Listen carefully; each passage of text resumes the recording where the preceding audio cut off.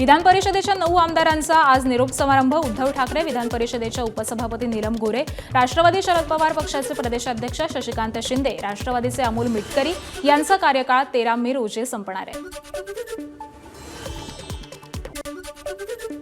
विधानसभेमध्ये आज अंतिम आठवडा प्रस्तावावरती चर्चा होणार, तर अजित पवारांचं अपघाती निधन, कायदा आणि सुव्यवस्था, नाशिक घटना, सातारा घटना यावरती विरोधक सरकारला घेरणार। सातारा जिल्हा परिषद निवडणुकीमध्ये शिवसेनेकडून करण्यात आलेल्या राजकीय खेळी आणि शंभूराज देसाईंनी केलेल्या आरोपांमुळे मुख्यमंत्र्यांची नाराजी। साताऱ्यासारखे प्रकार खपवून घेणार नाही, शिंदेंसमोर मुख्यमंत्र्यांनी स्पष्ट केल्याची सूत्रांची माहिती। आमचा वंचित बहुजन आघाडीसोबतचा संवाद वाढला, काँग्रेस प्रदेशाध्यक्ष हर्षवर्धन सपकाळ यांची प्रतिक्रिया, तर मोदींविरोधामध्ये वंचित बहुजन आघाडीला आमचं सहकार्य असल्याची ही प्रतिक्रिया। काँग्रेस आणि वंचितचं सहकार्य वाढत जाईल। आता पुढे जिल्ह्यात जेव्हा मोर्चे काढायचे तिथे या सहकार्य कायम राहील। या मोर्चाला सर्व पक्षांनी जे संविधानवादी त्यांनी एकत्र यावं, ही या मोर्चा मागचा जो भूमिका आणि आशय होता तोच आशय जिल्हा स्तरावर राहील। प्रकाश आंबेडकर यांच्यासोबतची जी केमिस्ट्री तुमच्या पूर्वीच्या काँग्रेसच्या नेत्यांची होती आणि तुमची आहे, याच्यात फरक दिसतोय आम्हाला। मला त्याची कल्पना नाही, मात्र संवाद आणि सौहार्दता हा भारतीयचा आणि काँग्रेसचा हा मूळ गाभा आहे। मी त्याचा निर्वाह करण्याचा प्रयत्न करतोय। एफएसटीन फाईल्सच्या मुद्द्यावरती काँग्रेस वंचित एकाच मंचावर, नाना पटोले यांच्या तुलनेत हर्षवर्धन सपकाळ यांच्यासोबत प्रकाश आंबेडकर यांची केमिस्ट्री जास्त अनुकूल असल्याची चर्चा आहे। त्यामुळे ही भविष्यातील नव्या राजकीय समीकरणांची नांदी आहे का, अशी ही चर्चा सुरू। रायगडच्या विकासासाठी महायुतीचं सरकार, त्यामुळे विकास गतिमान होईल, नवनिर्वाचित सभापती चंद्रकांत कळंबे यांनी व्यक्त केलाय विश्वास। तर रायगड जिल्हा परिषदेमध्ये विरोधी पक्ष राहिला नाही, नवनिर्वाचित सभापतींचं सर्वपक्षीय नेत्यांकडून स्वागत। रायगड जिल्हा परिषद हा विरोधी पक्षावरती चालायची पूर्वी, परंतु यावेळेला सगळ्याच नेते मंडळींनी मोठेपणा केला आणि एक पाऊल मागं येऊन वाद नको, जेणेकरून रायगड जिल्ह्याला चांगले दिवस यावेत म्हणून महायुतीचं सत्ता या ठिकाणी स्थापन झालेली आहे। त्यामुळं विकास गतिमान होईल अशी अपेक्षा आहे। मुंबईतील वडाळ्याच्या भाजप पदाधिकाऱ्याचं कार्यालय अज्ञातांनी फोडलं, विजयसिंह गायकवाड यांच्या कार्यालयाचं गुढीपाडव्यालाच उद्घाटन झालं होतं। पोलिसांकडून अधिकची चौकशी सुरू। बोंधुबाबा अशोक खरातची पोलीस कोठडी आज संपणार, दुपारी खरातला कोर्टात हजर करणार। गेल्या 6 दिवसांमध्ये खरातवरती आणखी 6 गुन्हे दाखल, पोलीस काय बाजू मांडणार याकडे लक्ष। अशोक खरातवरून अत्याचार झालेल्या महिलांनी तक्रारीसाठी पुढे यावं, एसआयटी प्रमुखांचं पीडित महिलांना आवाहन। पोलिसांकडून पीडित महिलांसाठी हेल्पलाईन क्रमांकही जाहीर। आतापर्यंत खरात विरोधात 6 गुन्हे दाखल।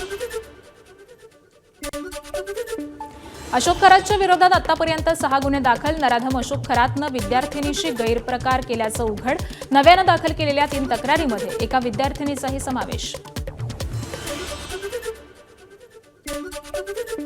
नांदेडमधील महिला अत्याचार प्रकरणातील आरोपी हरिगिर दत्तगिरी महाराजांच्या पोलीस कोठडीमध्ये वाढ, अटकेआधी बाबानं आपला मोबाईल गायब केलाय, पोलिसांकडून मोबाईलचा शोध सुरू। नांदेडच्या आसना पुलाजवळ भरधाव स्कूल बस रस्त्यावर उलटली, सुदैवानं बसमध्ये विद्यार्थिनी नसल्यामुळे जीवितहानी नाही, चालकासह दोघांना दुखापत, तर बसचे ब्रेक फेल झाल्यामुळे अपघात झाल्याची माहिती आहे। नालासोपाऱ्यात कुत्रा चावल्यामुळे रेबीज झालेल्या 9 वर्षाच्या मुलीचा मृत्यू, 5 महिन्यांपूर्वी तिला कुत्रा चावला होता, मात्र घाबरून तिनं इंजेक्शन घेण्यास नकार दिल्यामुळे कशिश सहानी या 4थीमध्ये शिकणाऱ्या मुलीचा मृत्यू झालाय।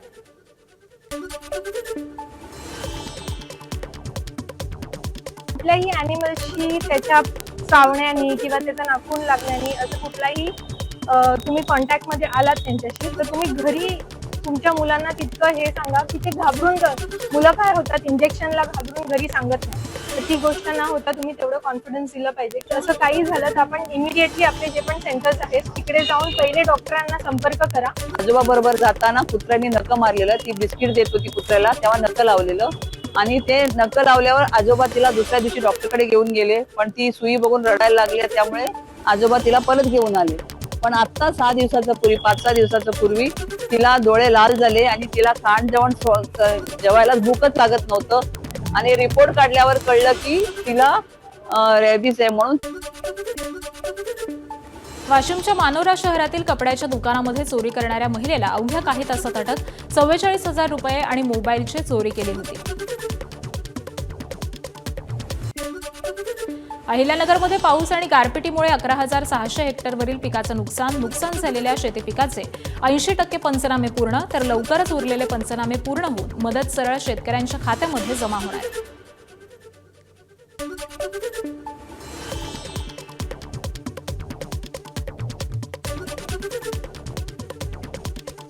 आपल्याकडे जिल्ह्यामध्ये लास्ट वीकमध्ये 11 तालुक्यांमध्ये जवळपास 11,600 हेक्टर क्षेत्र अवकाळी पाऊस आणि गारपीटमुळे बाधित झालेलं आहे आणि त्याच्यात मुख्यतः कांदा पीक, गहू आणि इतर फळबाग त्यांचं नुकसान झालेलं आहे.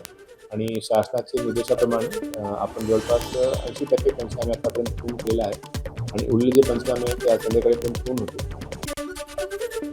काल मुंबईचा पारा 36 अंशांवरती उष्णतेमुळे मुंबईकर घामाघूम. पुढील आणखी 2 दिवस मुंबईकरांना उन्हाच्या झळा बसणार, हवामान विभागाचा अंदाज.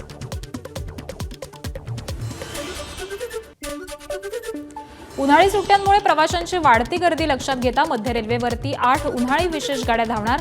मुंबई, पुणे, नागपूर, मडगाव या मार्गावरती धावणार विशेष गाड्या, त्यामुळे हजारो प्रवाशांना मोठा दिलासा. नवी मुंबई विमानतळाच्या नव्या वेळापत्रकामध्ये छत्रपती संभाजीनगर आणि कोल्हापूरचा समावेश. उद्योगमंत्री उदय सामंत यांची माहिती. तर विमानतळावरील सुविधांबाबत लवकरच चर्चा होणार. 3,000 नव्या राजमाता जिजाऊ एसटी बस आजपासून प्रवाशांच्या सेवेमध्ये दाखल होणार. या अत्याधुनिक एसटी बसचे आज विधिमंडळाच्या प्रांगणामध्ये मुख्यमंत्री आणि दोन्ही उपमुख्यमंत्र्यांच्या उपस्थितीत लोकार्पण. मराठी सिनेमांचं हक्काचं ठिकाण अशी ख्याती असलेलं लालबागमधील भारतमाता सिनेमागृह आजपासून सुरू होणार. 2020 मध्ये नूतनीकरणासाठी भारतमाता सिनेमागृह बंद करण्यात आलं होतं.